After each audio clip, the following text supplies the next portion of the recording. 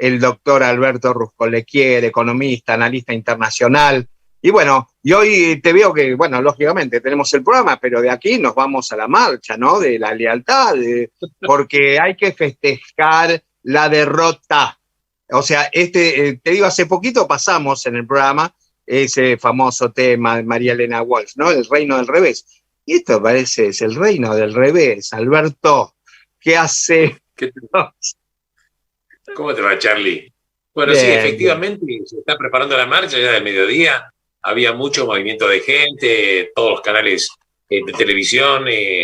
La verdad que estaban ya hablando prácticamente como si fuera la noticia más importante y excluyente.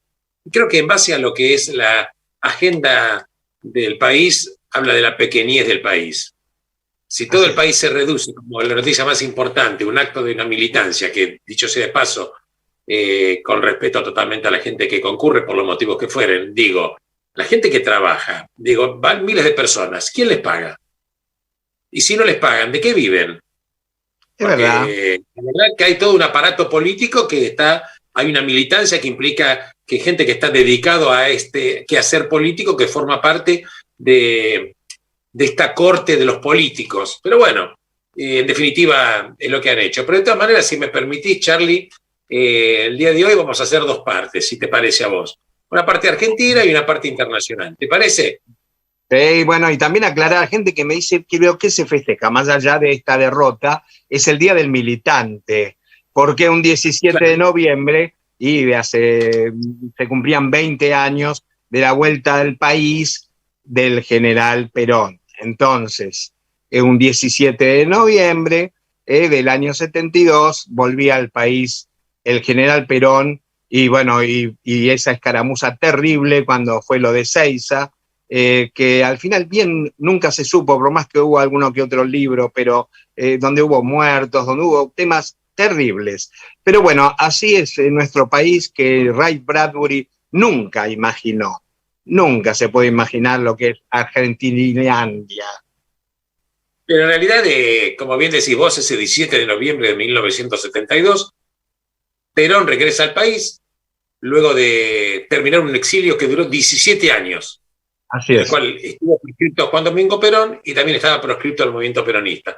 Luego tengo entendido que hicieron extensivo, no solamente la militancia peronista, sino que hicieron extensivo a los militantes en general. Lo cierto es que prácticamente este año vemos como que se celebra el Día de la Militancia, básicamente con este conjunto de gente que es la Cámpora, movimientos sociales, CGT, que parece más un mensaje, como que lo es, un mensaje más para las fuerzas internas que están reacomodándose luego de las elecciones que tuvieron lugar el 14 de noviembre, porque se va reconfigurando más temprano que tarde un nuevo mapa de poder, en base Así a es. que los que han contribuido a la victoria o resultaron victoriosos están pasando a cobrar por ventanilla, en términos de cargo, en términos de poder político, etcétera, etcétera.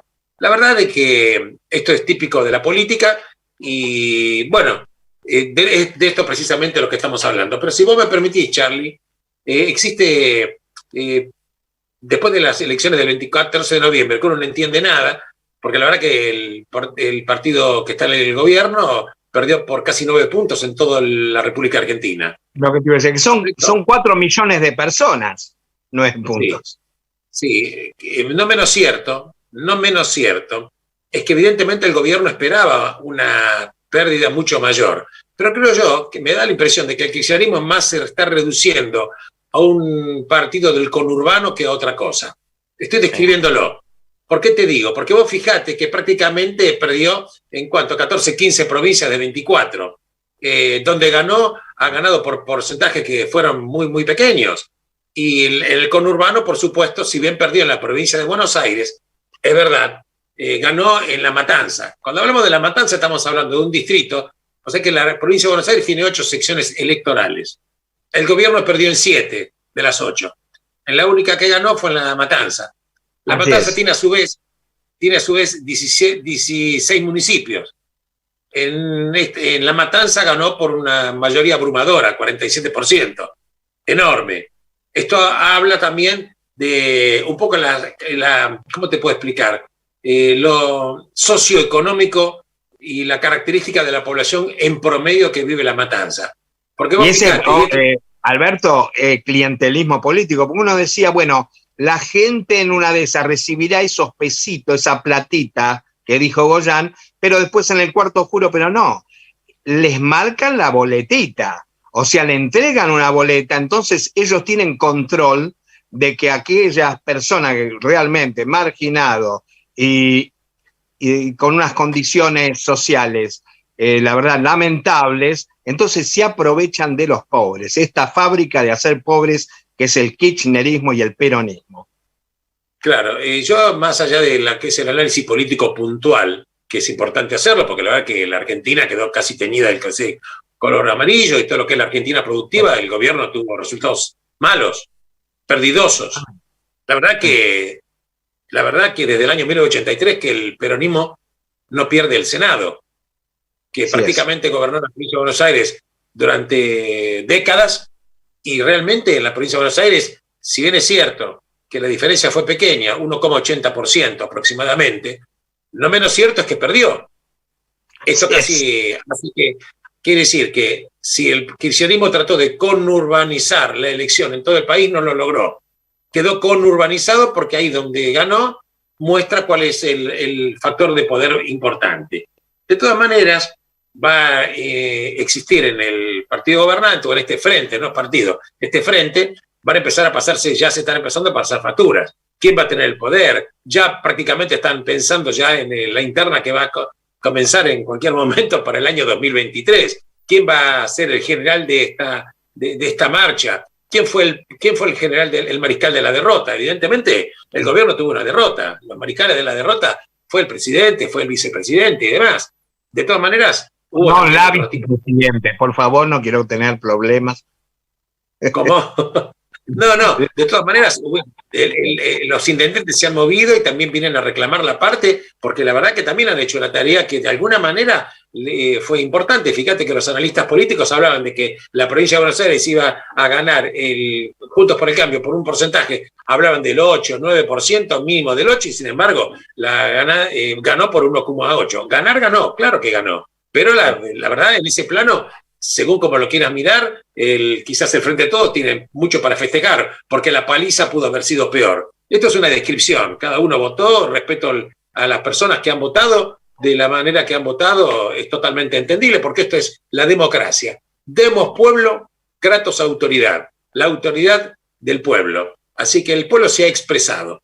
De todas maneras, un hecho que a mí, lo que sí me preocupa y que no hay que confundir, que una cosa que ha perdido la provincia de Buenos Aires, pero no por un margen gigantesco, por lo menos 1,8%, pero la pérdida fue total, hubo una derrota. Lo que a mí me preocupa es este manejo raro, y quiero ser muy generoso, por no decir ignorante, y quizás psicológicamente que es digno de ser analizado. Y aquí quiero introducir, Charlie, si me permitís, un concepto que se denomina disonancia cognitiva. Disonancia cognitiva. La disonancia cognitiva es un proceso mediante el cual hay personas que, por ejemplo, viven de acuerdo a una realidad que ellos tienen en su mentalidad. Crean un mundo mental. Y cuando ven que el mundo de la realidad no es el mundo que ellos imaginan en su mentalidad, entonces se produce una tensión que tiene efectos psicológicos muy importantes entre la realidad y la mentalidad. Entonces construyen un hecho mentiroso, es lo que se denomina un autoengaño, y esto se denomina en psicología disonancia cognitiva. En realidad el término de disonancia cognitiva lo había establecido en 1957 un psicólogo que se llamaba Festinger. En consecuencia, hay gente que construye un mundo de mentira, un engaño, se mete dentro de ese mundo de mentira y vive ese mundo de mentira como si fuera una realidad. Claro, si vos lo traspolás a lo que ha pasado en las elecciones, algunos realmente viven de esa manera y otros realmente están en esa mentira simplemente no porque se la creen, simplemente porque obtienen beneficios de todo tipo, políticos, económicos, de cargos, de supervivencia, y otros ya están pensando cuál es la próxima traición que van a hacer.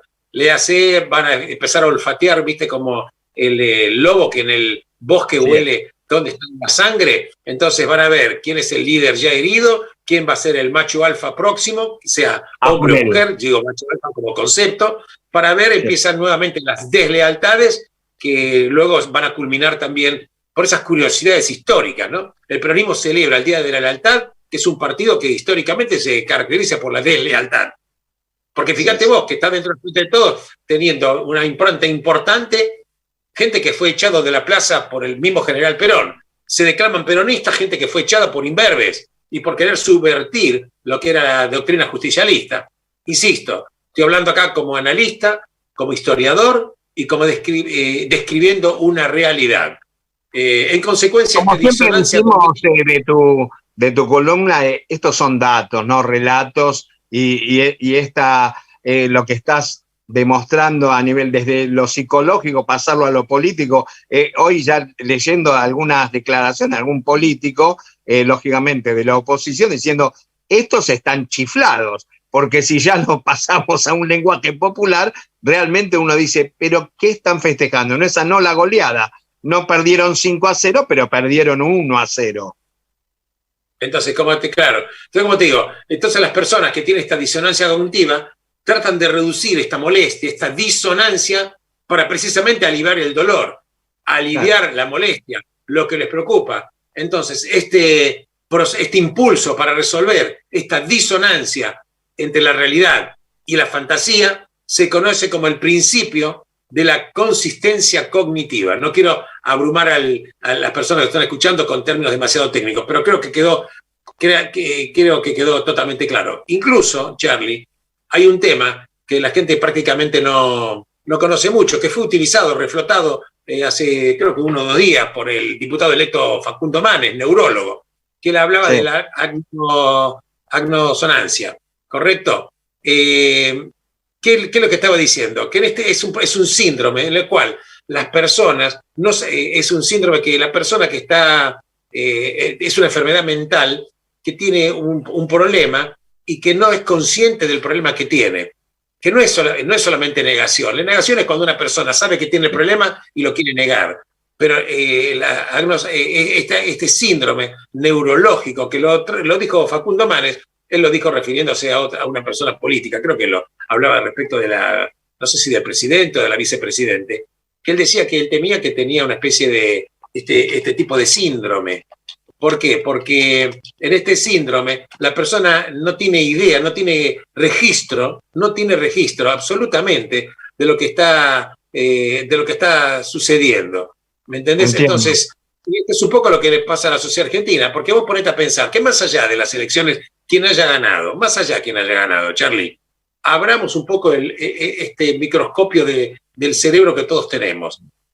Tenemos un país que prácticamente la mitad del país es pobre. Yo personalmente creo que la pobreza es muchísimo mayor que el 50%.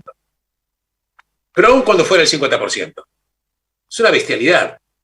Tienes un país que 2/3 partes de los chicos no comen o prácticamente tienen déficit alimentario, que el 50% de los que van al secundario no lo terminan, que ya la brecha digital y tecnológica es tan gigantesca que va a haber un grupo de personas bien educadas que con manejo del idioma, con manejo de la digitalización, van a tener acceso a sueldos muy importantes aquí o en el exterior, y todo el resto tratando de pucherear con míseros sueldos de subsistencia, haciendo que incluso el que tenga trabajo es pobre.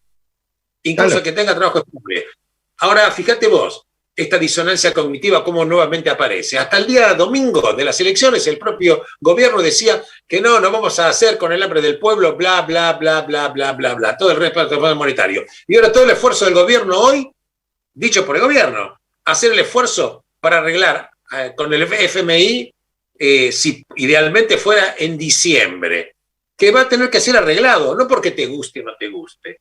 Y acá empiezan nuevamente un poco esos discursos que le hacen a la gente, y la gente muchos lo compran, y luego no tienen registro de que en realidad hay una especie de alienación, porque la disonancia cognitiva representa una alienación respecto a la gente que lo sufre.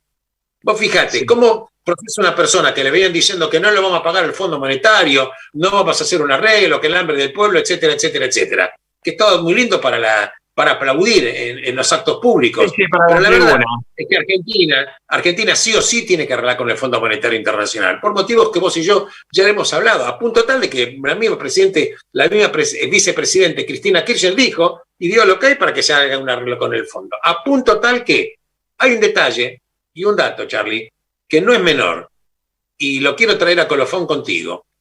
La semana pasada, vos y yo charlamos de la falta de política exterior de la República Argentina, mejor dicho, la absurda, ridícula e ignorante política exterior que tiene la República Argentina. ¿Correcto? Correcto. E incluso hasta el día jueves iba a votarse en la Asamblea General de la Organización de Estados Americanos, que tuvo lugar en Estados Unidos el viernes, los 33 países que integran la OEA se reunieron para condenar estas elecciones fraudulentas que tuvieron lugar en Nicaragua, que con una abstención del 81,5%, 7 candidatos a presidente fueron encarcelados en Nicaragua para que no puedan competir, y entonces se declaró este dictador, Daniel Ortega, con su esposa, Rosario Murillo, como presidente y vice nuevamente, ya por el 4º mandato presidencial para Daniel Ortega. En realidad el 4º mandato consecutivo, pero es el 5º mandato. Consecutivo es el número 4. ¿Qué te quiero decir? El gobierno argentino, Fernández, el presidente, había declaró, y cito textualmente lo que él dijo, que la verdad que cuando le dijeron ¿por qué usted se va a abstener de condenar estas elecciones fraudulentas? Dice, porque nosotros no nos metemos, no hacemos injerencia en las políticas de los demás países. Recordando a la gente que Argentina tuvo injerencia cuando opinó comedidamente respecto de Chile, cuando saludó antes que esté confirmado Biden como presidente en las últimas elecciones, cuando cuando Pedro Castillo, presidente de Perú, todavía no estaba el cómputo definitivo, lo fue a felicitar, cuando tuvo epítetos no demasiado agradables con respecto al régimen de Colombia. La verdad es que la barriga argentina de comedido, y aparte ignorantemente comedido, no dejó error de cometer en política. Y sin embargo el viernes algo pasó. Y ¿te escucharon? ¿No se escucharon? ¿O también hubo alguna llamadita de Estados Unidos? Te digo la verdad que algunos me llamaron, me felicitaron y otros decían que estaba totalmente equivocado. Lo concreto es que Argentina al final votó a favor de condenar al régimen de Nicaragua en esas elecciones. Recordando a la gente, fíjate qué elecciones eran, que los observadores internacionales de la Unión Europea no fueron porque decían que eran un fraude las elecciones.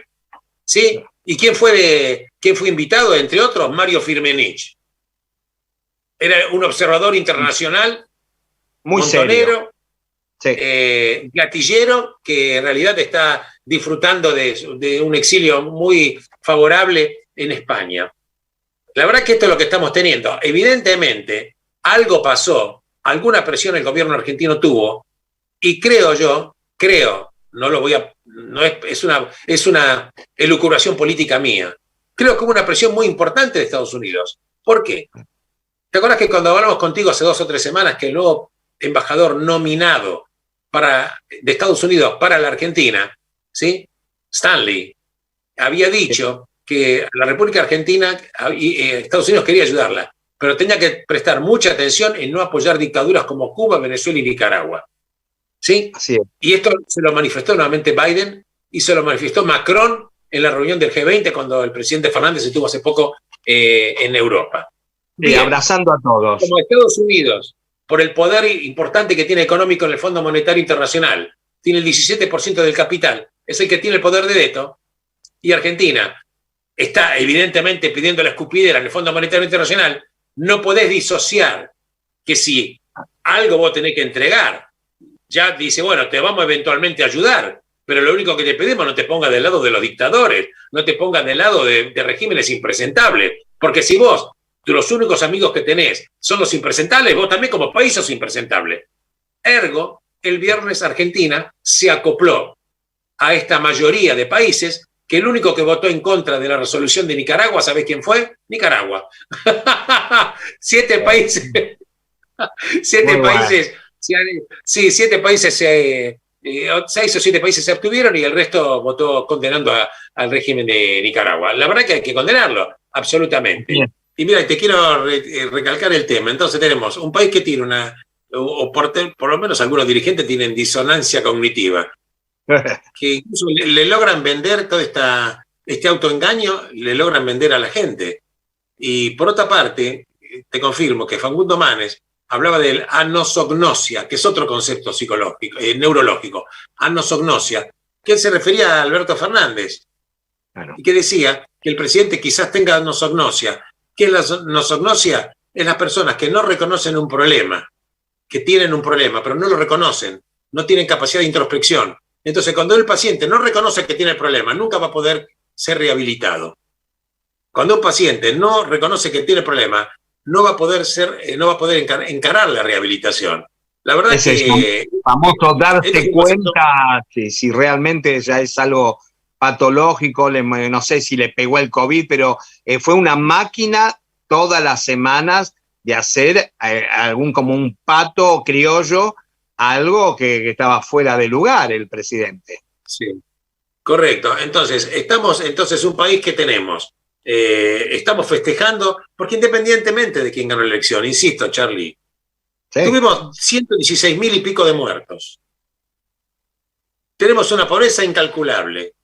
Sí. Chicos que no comen, chicos que no pueden recuperarse, que abandonaron más de 1 millón de chicos a la escuela, no todos volvieron al redil escolar. Un desempleo enorme. Los que tienen trabajo ganan sueldos casi son de miseria, ni hablar de los jubilados que no le alcanza ni para comprar los remedios. Los jubilados que no tienen familia que los ayuden o tienen otros recursos, se mueren, literal y decididamente. En cambio, la vicepresidenta tiene una buena jubilación. La vicepresidenta sí, tiene una buena jubilación, le alcanza. Correcto, pero la pregunta es, ¿qué se celebra? ¿Qué se celebra? Esta es la disonancia cognitiva también, en su esplendor. Es como que hay un grupo privilegiado, claro, que vive como millonarios, otra capa que es la corte de adulones que de alguna manera algo rapiñan o les tiran algún mendrugo de pan, y el resto de la población prácticamente inerme mirando este espectáculo, tratando de comer de las migas que caen del festín de la mesa de los mandamases de turno. La verdad, Alberto, que vos también siempre, más bien, que anticipás temas y que seguro a final de la semana se va a hablar de todo esto que estás diciendo hoy, miércoles. Es un día también perdido de laburo. No solo toda esa gente, todo el centro, toda la movilización, el que tiene un negocio ahí tiene que cerrar porque tiene miedo a que le roben, le rompan el negocio. Pero Charlie, acá Argentina no tiene idea del desperdicio económico que se está haciendo. Un día, ¿y cuántos días de este día? ¿Cuántas calles cerradas? ¿Cuántos días por semana? ¿Cuántos días por mes? ¿Cuántos días en el año? Este es un país que está totalmente loco, desquiciado absoluto. Desquiciado absoluto. Por eso te digo que acá las leyes son apenas un manual de sugerencias. Cada uno hace lo que absolutamente le cree conveniente, porque se sabe que acá no respetar la ley... No hay castigo. No hay castigo. Y el mundo se edifica con premios y castigos, porque las sociedades se edifican con lo que se denomina un contrato social, en el cual vos cedés algo de libertad para establecer una libertad de un bien común. Pero vos no podés ceder tu libertad de transitar, tu libertad de trabajar, ni hablar de la libertad que tenés de estar en tu casa y que no te maten, o que estés esperando un colectivo y que no te maten.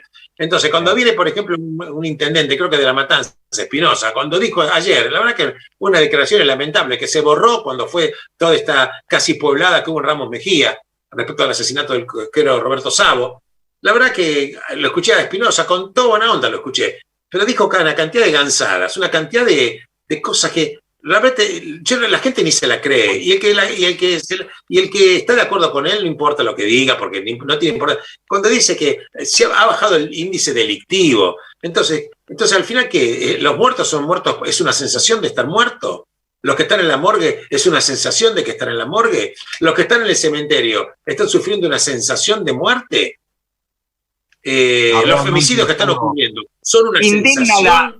Alberto, indigna la subestimación, como que está bien su grupito, pero el 70% de la población dijo no a este proyecto y no somos boludos. Pero aparte de otro tema, fíjate vos, hay un proyecto que se presentó en el Congreso, insisto, no importa el partido político que sea, hablo como concepto general. ¿A vos te parece que un país, una persona que quiere acceder a un cargo público y se presenta a elecciones, que tiene antecedentes penales debería estar presentado? En absoluto. Esto es lo que se llama la ficha limpia, como que hay en Brasil, que vos para presentarte a un cargo para ser elegido no tenés que tener antecedentes penales. Después, si querés robar en el gobierno, pero al momento, hasta cuando te presentás, por lo menos que no hayas tenido ningún tipo de... Acá no. Podés estar condenado. Después te dicen, sí, pero está condenado en primera instancia. Entonces, y a otros están condenados por la Cámara. Sí, por la Cámara sí, pero Casación no confirmó. Lo tenés la condena en Casación, sí, pero la Corte no se expidió porque le queda el recurso recurso extraordinario, etcétera, etcétera. Entonces nadie... Fíjate vos, Menem murió con el traje de mendicante, de no ir preso, porque la verdad lo tuvieron como un preso político para que le levante la mano el poder de turno y entonces no le levantaban los fueros. Distinto fue el caso de Julio De Vido, que le levantaron los fueros en la Cámara de Diputados, porque insisto, los fueros, porque la gente sepa, fueron creados para que ningún legislador pueda ser encarcelado por expresar una idea política, lo cual es lógico. Yo no puedo ser encarcelado por decir algo que le puede molestar al gobierno. Pero el fuero no debe proteger, ni debe ser constituyente de un manto de indemnidad para robar. Porque si vos sos ladrón, el fuero ahí no te tiene que proteger. En consecuencia, un país que no tiene ficha limpia, que toda tu banda te protege simplemente para no entregar, según como viene la manija política, te entregan o no te entregan, a Menem no lo entregaron porque lo necesitaban para senadores, a Julio De Vido sí lo entregaron. Entonces estamos diciendo, este es un país que está mal de la cabeza. Está mal de la ética. Estás hablando de un muchacho jovencito que le gusta el rock y que vivía en un médano, ¿no? Sí. Bueno, lo que te quiero decir, mira, Ortega y Gasset, el famoso filósofo, había escrito entre cosas maravillosas, escribió: los argentinos no sabemos lo que nos pasa. Eso es lo que nos pasa. Por no identificar el problema que es lo que nos está pasando, es lo que nos está pasando. Seguimos hablando de las mismas imbecilidades, cosas ignorantes, hablando de cómo debe ser el Estado presente, no tienen la menor idea. Escúchame, estos tipos no pueden, ni siquiera la mayor parte de estos políticos o los militantes, la gran parte de ellos no pueden ni siquiera pasar un test para, no sé, elemental, de lectura siquiera, ni escribir absolutamente nada. Y estamos en manos, en general, y esto, la verdad que es un proceso que está pasando a través de décadas también, de gente cada vez más y más ignorante. Por ejemplo, señoras y señores, alegrar con el Fondo Monetario, sí. Te guste o no te guste, es necesario. Ahora, ¿es suficiente? No. No es suficiente para salir de la decadencia. ¿Por qué? Porque si bien es cierto, les están peleando si el año que viene Guzmán va a presentarle al Fondo Monetario, fíjate vos, las cifras plurianuales. ¿Sabes? Se puso de moda plurianual. Pero yo lo hacía, lo llamaba plan quinquenal. Lo llamaba el plan quinquenal, que hubo 2 planes quinquenales. Entonces Guzmán dice, bueno, el año que viene está tratando de convencer al Fondo Monetario que el déficit fiscal va a ser el 3,3%. 3,3%. Yo pregunto, ¿cómo lo va a financiar? Porque si vas a financiar el déficit con emisión, tu emisión está condenada a no bajar del 50%. Porque este año el déficit primario va a ser un 3%, sin contar la parte financiera y sin contar el déficit cuasi fiscal, que es el que tiene el Banco Central. ¿Cuál es el déficit real de Argentina entonces? ¿El 7-8%? ¿Lo financiás con más emisión? Entonces este es el plan monetario. El plan monetario va a ser financiar el 3% de déficit fiscal. ¿Cómo es el tema? ¿Cómo es el tema? Ahora una pregunta lo único, Alberto, porque se hablan de esto de tarifas, vuelven a temas que siempre han fracasado, Feletti, que dicen hasta el 7 de enero. Bueno, ¿qué va a pasar con esos artículos el 8 de enero? 1.500 artículos que, bueno, que igualmente ya faltan en las góndolas y todo. Un blef también. Mira, Charlie, no se sabe qué va a pasar en 7 minutos. Dentro de los próximos 7 minutos o 7 días. Me hablan de 7 de enero. Vos fíjate, otro ejemplo de disonancias cognitivas. Comprar una mentira. El Banco Central, desde octubre de 2020 hasta octubre de 2021, ¿sabes cuántas reservas dilapidó por sostener un tipo de cambio imposible de sostener? 2.500 millones de dólares. Al reverendo botón. Quemó 2.500 millones de dólares. ¿Para sostener qué? Un populismo, que el tipo de cambio no subía. La inflación fue igual al 50%. Te desprendiste de 2.500 millones de dólares. la pobreza te aumentó y el mes que viene hay que pagar 1.800 o 1.900 millones de dólares al Fondo Monetario y el Banco Central tiró por la basura 2.500 millones de dólares en un año. Y escuchame, Esto Alberto, también. Vos que sabés de números, que entre las PASO y este 14N, más de 300 millones de dólares también para sostener el dólar así en esta historia que llegó igual a los 200. Estamos locos. Fíjate, apenas terminó la elección, el Banco Central dejó de intervenir el dólar MEP y se puso de 185 a 200 pesos de nuevo ya. Entonces al final tiraste de nuevo reserva. Estamos mal de la cabeza. Ya no es una cuestión de un partido, estamos mal de la cabeza, Charlie. Ay, si esto le hubiera pasado a un país europeo, hace rato hubiera cerrado el país. Claro, los países no cierran, pero los países se empobrecen. Vos fíjate lo que está sucediendo. El gobierno está gastando más de 1.000 millones de dólares por mes por pagar intereses de las LELIQ. Como no tiene plata para pagar los intereses, lo sigue emitiendo. Nos están inundando de una cosa tremenda. Ahora, entonces vos ves, los políticos, no vamos a negociar el hambre del pueblo. Claro que para no negociar con el hambre del pueblo, no hay que robar. Para no negociar con el hambre del pueblo, no hay que hacer contubernios. Para no negociar con el hambre del pueblo, no te tenés que transformar en un estado cleptocrático. Porque si al final vos querés que los alimentos bajen, pregunto, ¿por qué no pones el IVA el 5% en vez del 21% y bajás el 16% enseguida del costo de la alimentación? Pregunto, claro. Cuando vos compras un coche, compras 55% de impuestos y 45% de fierros. Entonces, a esto se ha llegado. Somos esclavos impositivos de un régimen que no le da solución a la gente. Porque si vos me decís, mirá, la presión fiscal es muy elevada, pero tenés una obra pública maravillosa, rutas excelentes, no tengo por qué tener seguridad privada, no tengo por qué tener una prepaga,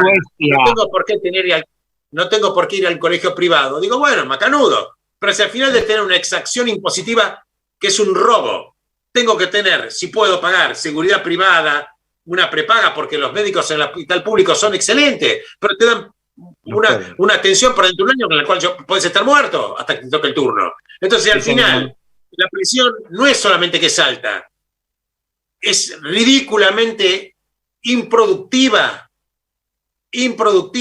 Entonces, si los argentinos no nos decidimos a tener otro modelo de país, chicos, copiemos a la gente simplemente los modelos de los países a los cuales le fue bien.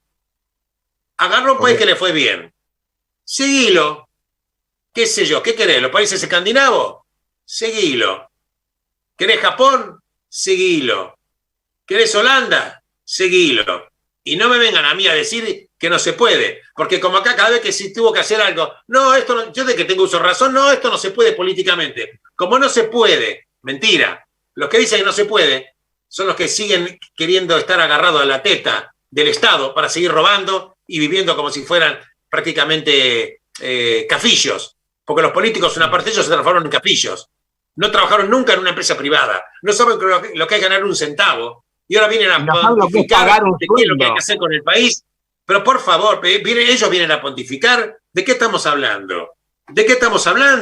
Entonces, señoras y señores, como nada se pudo, entonces lo que sí se pudo, tener más del 50% de pobres, 2/3 partes de chicos que no comen, chicos que no terminan el secundario, chicos que no tienen prácticamente los elementos básicos para una sociedad de la digitalización, porque la verdad es que esa sociedad hoy está pagando en Argentina sueldos que no bajan de 200.000 pesos para arriba, hasta 400, 500.000, y los demás van a tener que trabajar, el que tiene suerte, por sueldo de 40, 50.000 pesos. A ver si nos entendemos. Estamos formateando un modelo de país digno de ser invivible. Y esto lo digo porque trato a esta altura de mi vida de formar con mi opinión, humildemente, que la gente tome conciencia. Yo sé de lo que estoy hablando. No soy el único. Hay mucha gente, claro, que sabe de lo que se está hablando. Pero la verdad es que la política abrazó como una garrapata al gobierno, al Estado, y cree que el Estado pasó a ser una prenda de exacción privada para los políticos que están en el poder. Y ellos son los que reparten mendrugos de pan y para que la gente se siga muriendo de hambre. Señoras y señores, hay que decir a la gente la verdad. Y la verdad yo te la voy a decir, Charlie. Acá Argentina tiene que cambiar 180 grados su política económica y que los próximos 20 años van a ser de sufrimiento. los primeros días de muchísimo sufrimiento. Y los hijos quizás no ve, quizás uno no va a ver el fruto, los hijos quizás sí, los nietos seguramente. Es lo que han hecho países que han sufrido guerra, han sufrido bombas atómicas, que han sacrificado una generación, pero con un futuro. Acá estás hundiendo a la generación, la estás sacrificando. No tienen futuro en absoluto. Los estás convirtiendo en mendigos, en mendicantes, en ignorantes. En ignorantes. Que en negadores de la realidad. Expulsando a esa gente. En negadores de la realidad. ¿A los efectos de qué? Yo pregunto, ¿qué significa, por ejemplo, el dicho para ser populista? Vamos a subsidiar las tarifas. Hay gente que puede pagar la tarifa. ¿Por qué se la vas a subsidiar? ¿Ayudar al que no la puede pagar en serio? ¿Hay que hacer un estudio en serio? Claro que sí. A esos ayudarlos. ¿Me entendés? Pero ¿qué pasa? Hay que subsidiar a Aerolíneas Argentinas. El que tiene plata viaja por aerolínea, pasaje barato. Y el pobre no viaja en avión. ¿De qué estamos hablando? Casi $1 millón por día. Casi $1 millón por día cuesta Aerolíneas Argentinas. ¿Entendés? Entonces, pregunto, hay países que son nacionalistas en serio, no tienen aerolíneas privadas. No quiero entrar ahora en la polémica de Aerolíneas Argentinas, sí o no. Todo es un despelote, todo es un cambalache. Donde tocó el Estado en la historia algo, robó y lo fundió. Fíjate vos, hechos como la represa de Yacyretá a Pipé, no se sabe la plata que costó. La plata que se robó es una cosa escandalosa. En todo lo que tocó el Estado fue así. Todo lo que tocó el Estado fue así. Y después vienen las legiones de los punteros políticos a administrar empresas de las cuales no tienen la menor idea de nada. Chicos, si alguno quiere ser peronista, y yo lo respeto totalmente, le voy a decir algo que quizás ustedes no sepan, ¿sí? Hay que negociar con el capital privado, que es el que genera la riqueza. Datos y no relatos. El general Juan Domingo Perón. El general Juan Domingo Perón, 2 años antes, ¿sí?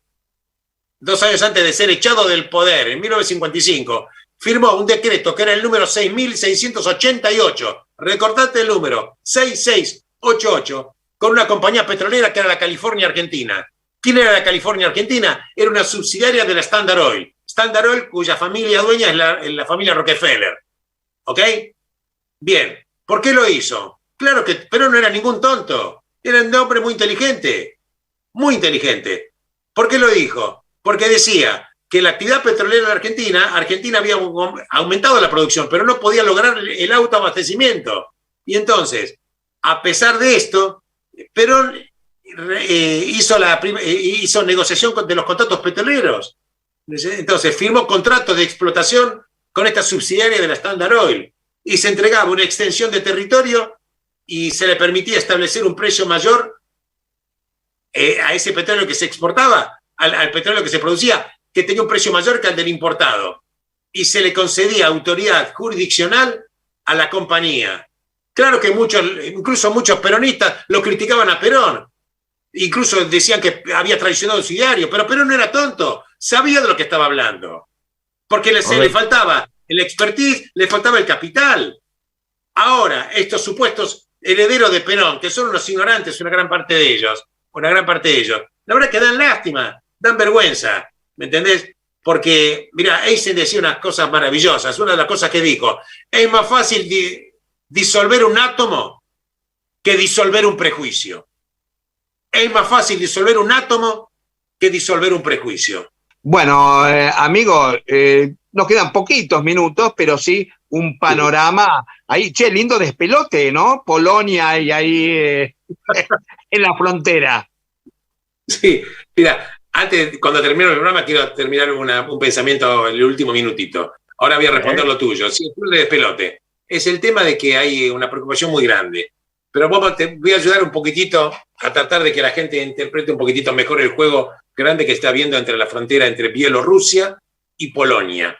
Bielorrusia es una ex república soviética, hoy es un país independiente, cuyo líder es Alexander Lukashenko, que es un dictador que está en el poder desde el año 1994. Por Bien. Supuesto, con elecciones amañadas, a punto tal de que la Unión Europea lo tiene contra la pared, aplicándole sanciones. Ahora bien, Lukashenko tiene un aval y un apoyo muy importante, es un aliado incondicional de Rusia. Bien. Rusia está con Putin, Vladimir Putin, que es el líder que conduce los destinos de Rusia, o lo que es la Federación Rusa.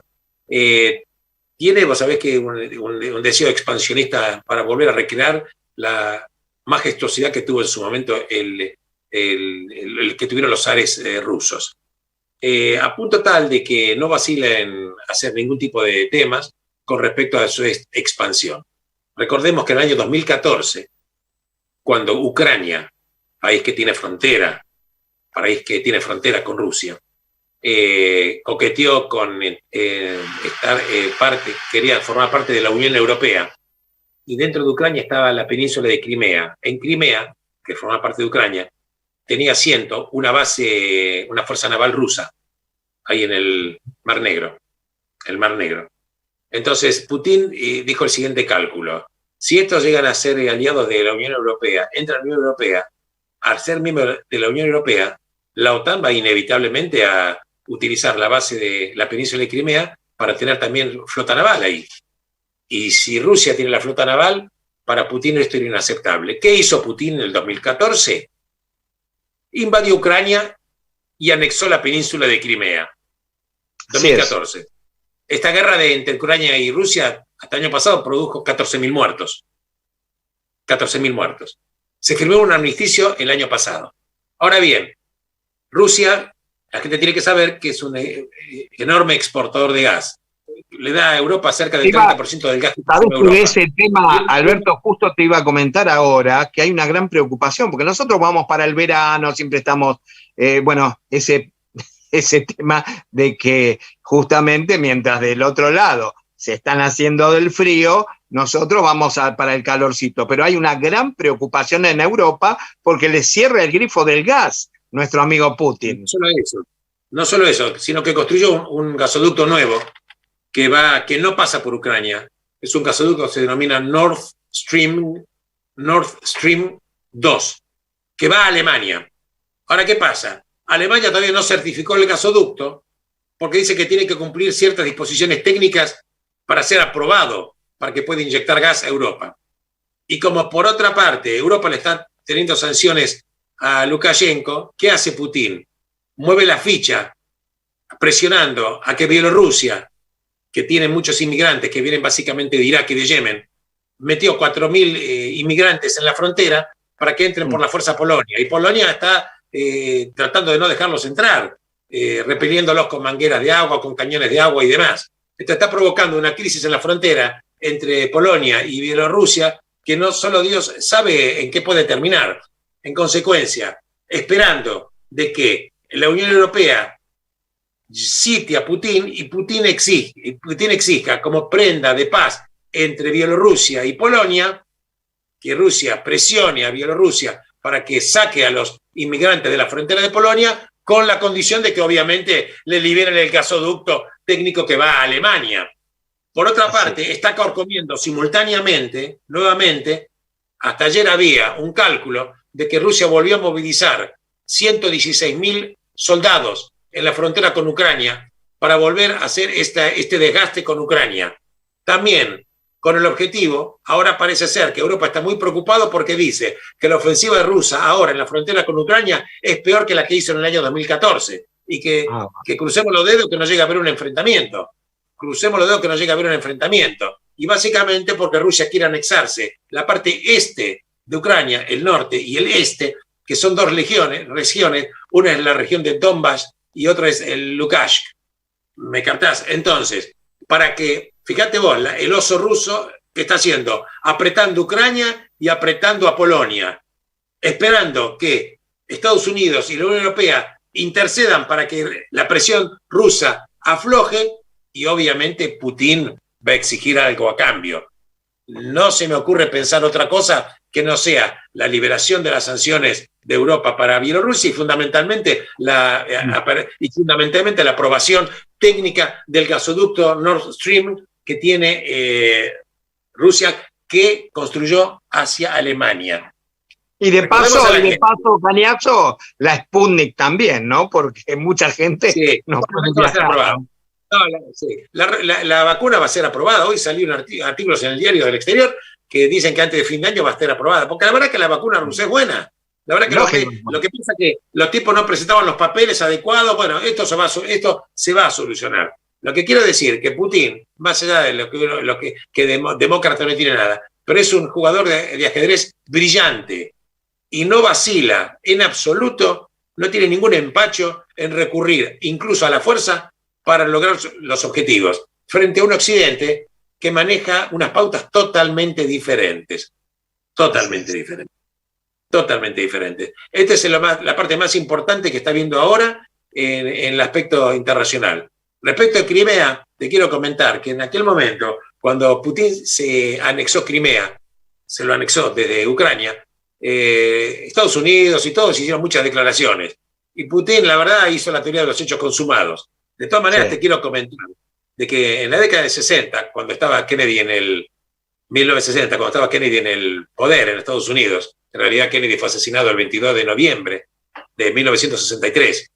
En Rusia estaba, en la Unión Soviética estaba de Nikita Khrushchev de primer ministro. ¿Sí? Sacó el famoso que sacó el zapato para que presten atención. Nikita Khrushchev era ucraniano.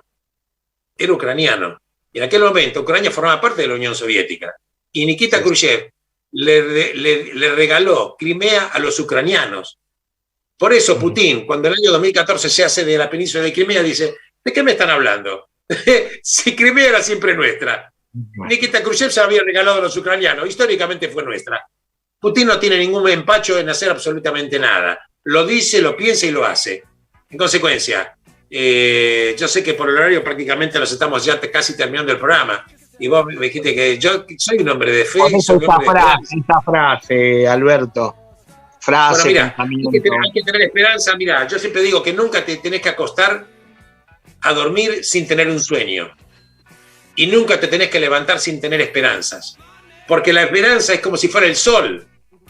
Porque si solo crees en el sol, cuando lo ves únicamente, nunca vas a poder superar la noche. Perfecto. Nunca vas a poder superar la noche.